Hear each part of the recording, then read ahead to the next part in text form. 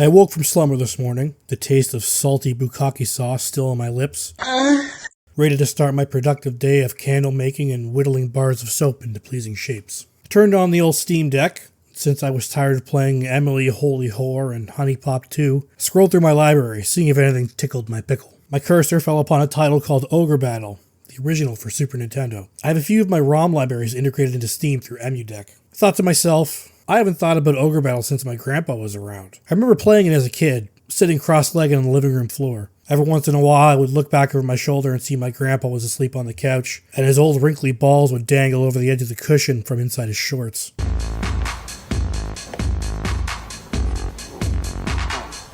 The house cat would come around every once in a while and swat at them from time to time. I used to pluck pubes out of his sack and blow them away in the wind to make wishes. Booting up and starting a new save file in Ogre Battle got me thinking, I don't hear as much reverence or praise from this title and I think it deserves. In my mind, Ogre Battle rivals tactical RPG giants like Fire Emblem and Final Fantasy Tactics. So I decided to make a stupid list of JRPGs that, for some reason or another, have fallen out of the JRPG zeitgeist in the past few decades. First title on this list, and the one that got me to even think about it in the first place, Ogre Battle is a tactical real-time strategy RPG series that sometimes dabbles in turn-based gameplay, that saw its first entry release in 1993 in Japan, later released in 1995 in North America. Titled Ogre Battle, March of the African American Queen, which is a reference to a Queen song. The first entry in the Ogre Battle series more closely resembles a real-time strategy game, as opposed to later entries which are turn-based affairs. The player gets an overhead view of the Mode 7 map and are able to move units around the battlefield, liberating towns and cities, and fighting enemy units before they can finger fuck you. There are over 70 classes available to playable units, some of which are advanced classes that other character classes need to advance into. Some classes can maneuver certain terrain better than others, and an alignment system determines how certain classes can perform better in combat, depending on whether or not it's day or night during battle. I personally prefer nighttime because I'm far less likely to get caught sucking dick behind the KFC for a double down. When two opposing units come into contact with each other on the map,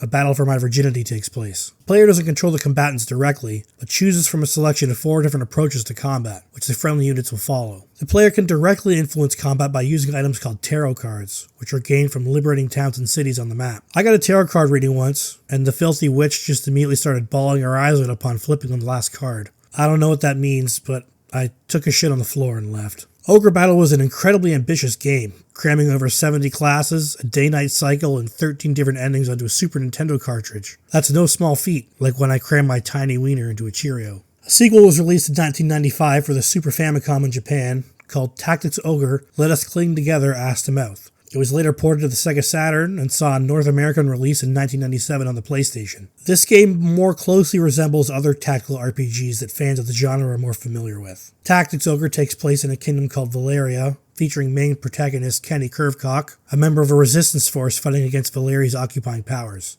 Choices made by Mr. Curvecock, also known as the player in the early game, will determine which direction the story will turn, as well as determine which of 8 endings you'll experience at the end of the story. Anybody who's played Final Fantasy Tactics will feel right at home here, which surprises me since this game released about 2 years before the original Tactics, but is not remembered anywhere near as fondly. Combat is entirely turn-based this time, with battles taking place on a grid-based battlefield. Different parts of the map vary in terrain and altitude, which affects unit movement and ability in combat. Unfortunately, the player doesn't take direct control of allied units. They're controlled by AI and their actions are influenced by the particular character's individual view on the path the story is taking, as well as their elemental affinity, which enhances attacks when targeting an enemy unit who is weak to the character's affinity. Tarot cards also make a return, being dropped by different enemy units and giving temporary buffs to allies. I did my own tarot card reading this time, but when I turned the last card, I broke out into manly man tears and shit on the floor again. A third Ogre Battle game was released in 1997 on the N64, named Ogre Battle 64. As one of the very few RPGs on the console, you would think this game would stand out a bit more. There are more pieces of corn in my shit than there are RPGs on the N64. Although, those that have played it seem to remember it pretty fondly. Ogre Battle 64 is more similar to the original game in the series.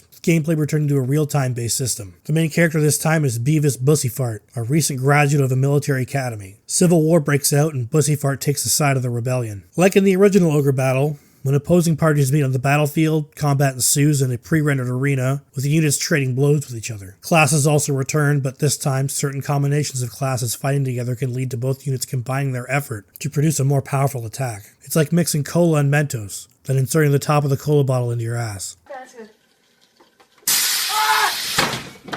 The Ogre Battle series on my whole seems to be pretty well regarded among fans, but unfortunately that's it. This series predates heavy hitters like Fire Emblem and Final Fantasy Tactics with some of its gameplay features and story. Both of those franchises greatly outshine Ogre Battle in the modern RPG conversation. Tactics Ogre got a remake in 2022 in Tactics Ogre Reborn, which is awesome, and with other modern tactical RPG successes like Triangle Strategy, I think that proves there's a much bigger audience for Ogre Battle in the modern gaming landscape than there was when the game first launched. I hope we end up seeing some re-releases or even a brand new title in the Ogre Battle series at some point in the future.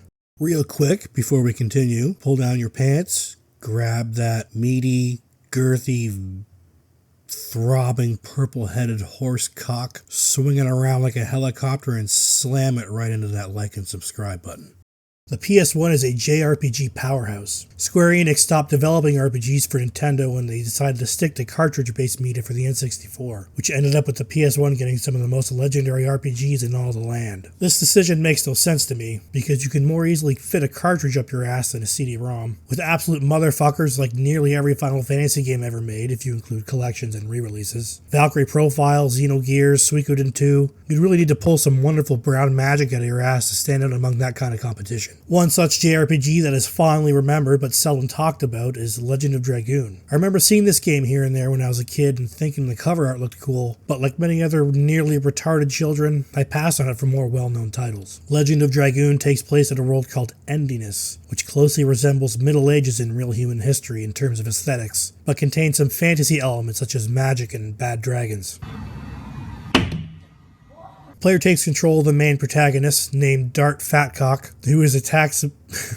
The player takes control of the main protagonist, named Dart Fatcock, who is attacked and subsequently entered by a dragon while traveling to his hometown. He's saved by a waifu.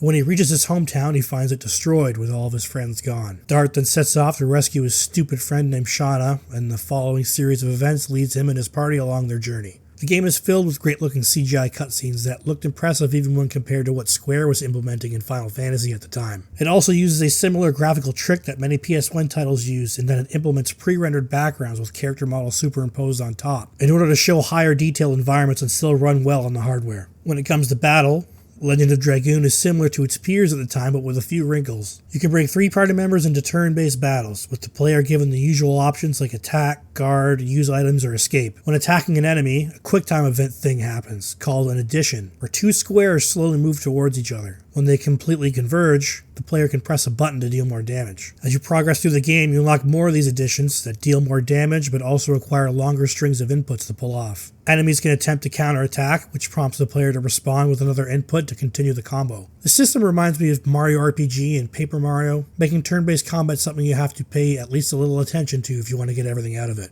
Adding in additional commands to what could just be a plain, generic attack command makes battle feel more interactive, and rewards the player with higher damage for playing well. Pulling off a number of these addition attacks accrues spirit points, which after a certain point in the game allows you to turn into a giant bad dragon. While in this form, your commands are replaced with dragon-specific ones, which also have their own unique QuickTime minigame, as well as super special dragon magic. Same kind of magic my grandma uses when she puts a banana up her ass, and when she takes it back out, there's just a peel remaining. Legend of Dragoon is always kind of there. People seem to know about it, but it doesn't get enough love. It's available to play through PlayStation Plus subscription, but I believe it deserves a full-on remake, rather than just an upscaled effort with trophy support. Sony would rather remaster The Last of Us Part 2 before bringing back an actual good game.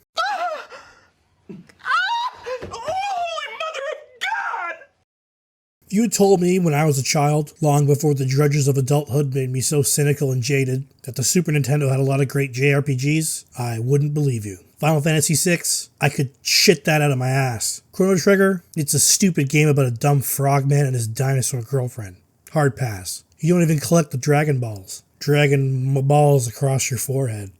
I want to caress them. But there is one series that saved the Super Nintendo, and that's Breath of Fire. With the first entry coming out in 1993 on the SNES, Breath of Fire is a JRPG series developed by Capcom. There are currently 6 titles in the series, with the last one being released on Android and Windows in 2016. Each entry features its own self-contained plot, with a few recurring characters and themes that are consistent throughout all the games. Traditional is probably the best word I can think of when describing Breath of Fire. Every JRPG thing is here. There's a linear story, random turn-based battles, and recruiting more party members as you progress through the game, visiting various towns and exploring dungeons. First game in the series introduces the protagonist that features throughout the games, a young blue-haired cuck named Ryu. Ryu is one of the few surviving members of the Light Dragon clan. When members of their deadly rival clan kidnap Ryu's sister, he sets off on a journey to get her back. Along the way, you meet a bunch of dumb characters that you can recruit to your party, each with their own combat abilities, such as turning into a big-ass dragon, merging two party members together to form temporary new ones, or terrorize enemies while they sleep. Much of what is introduced in the first game applies to subsequent titles. Ryu remains the main character, with some recurring characters such as Nina. Breath of Fire is generally well regarded among classic JRPG fans, but it failed to hit the mainstream as hard as its competitors. The first two games got re-releases on the GBA in the early 2000s.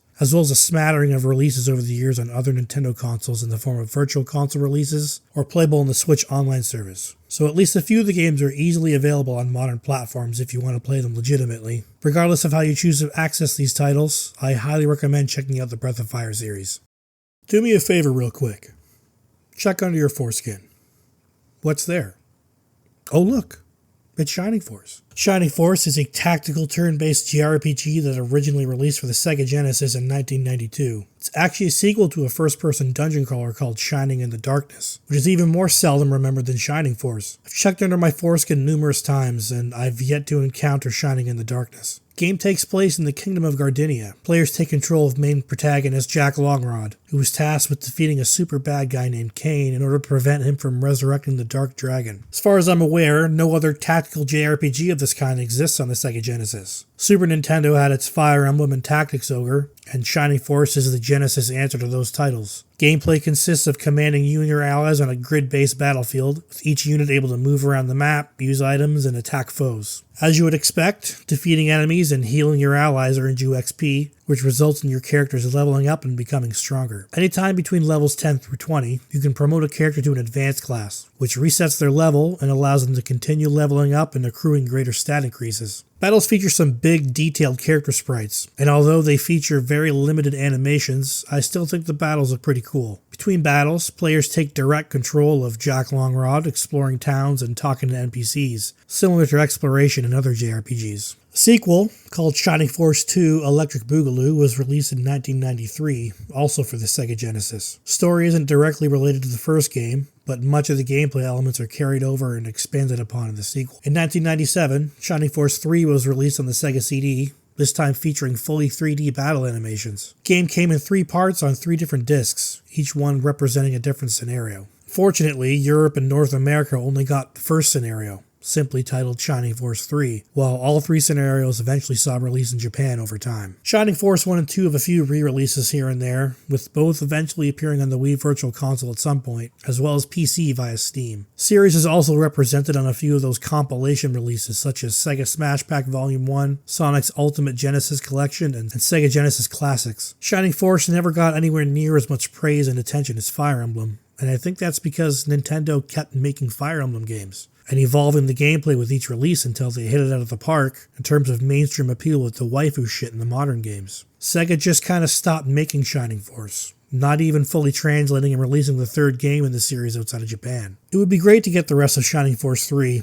officially translated and published in North America, but it seems Sega is perfectly content with just kinda squirting out the first 2 games here and there on different collections and platforms, and calling it a day with the series, which sucks, because in terms of gameplay, Shining Force could have been serious competition for Nintendo's Fire Emblem. Well, there's my dumb list of JRPGs that I don't think people talk nearly enough about. If you made it this far and you think my videos are good, I'd really appreciate a like and subscribe, and hopefully I'll see you guys in the next stupid, sexy video.